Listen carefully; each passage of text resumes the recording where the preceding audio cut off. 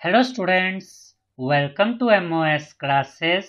आज हम 8th class English NCERT की बुक हनी ड्यू की poem the ant and the cricket के क्वेश्चंस एंड आंसर्स को डिस्कस करेंगे।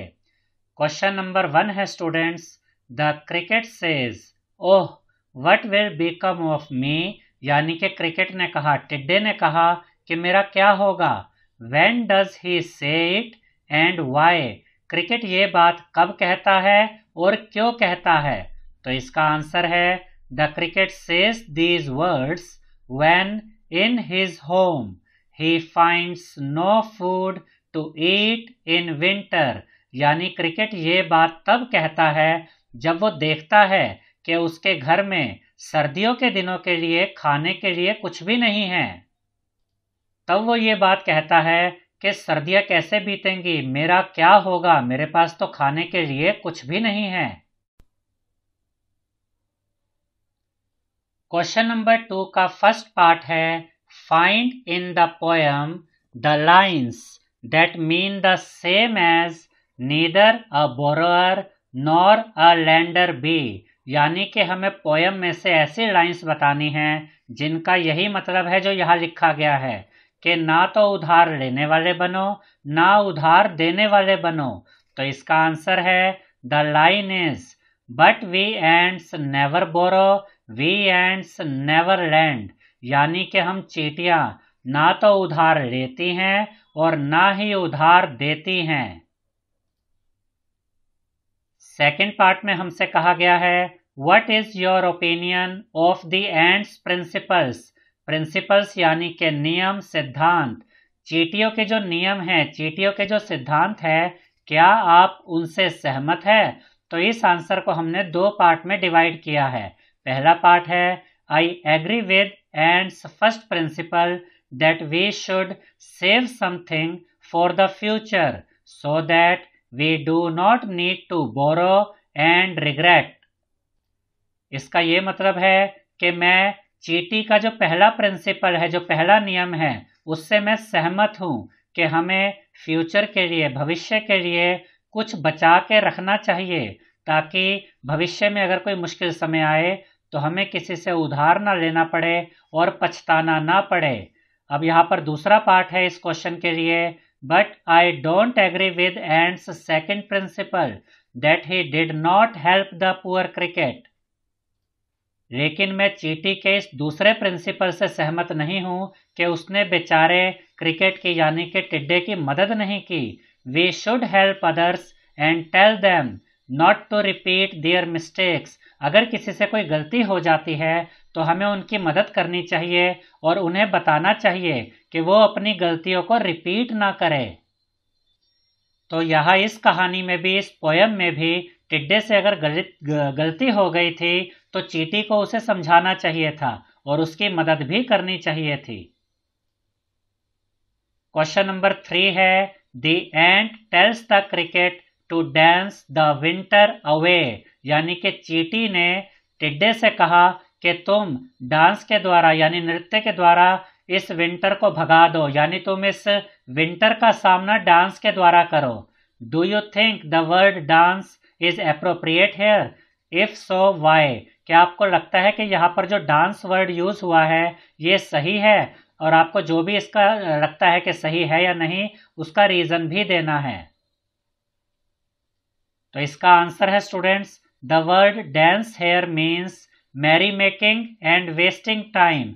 तो यहाँ पर डांस का जो मतलब है वो ये है कि खुशियां मनाओ और अपने टाइम को वेस्ट करो। It is appropriate here because the most important time of collecting food was wasted in singing by the cricket. यहाँ पर ये जो वर्ड यूज हुआ है ये बिल्कुल ठीक यूज हुआ है, क्योंकि जब गर्मियों का समय था, मेहनत का काम का समय था, और जब टिड्डा अपने लिए खाना जोड़ सकता था सर्दियों के लिए, तब उसने अपना सारा समय वेस्ट कर दिया था सिंगिंग में यानी कि गाने में। That's why the ant suggested the cricket to dance the winter away, इसीलिए चींटी ने टिड्डे से कहा कि इस सर्दियों का सामना भी तुम डांस के द्वारा ही कर लो।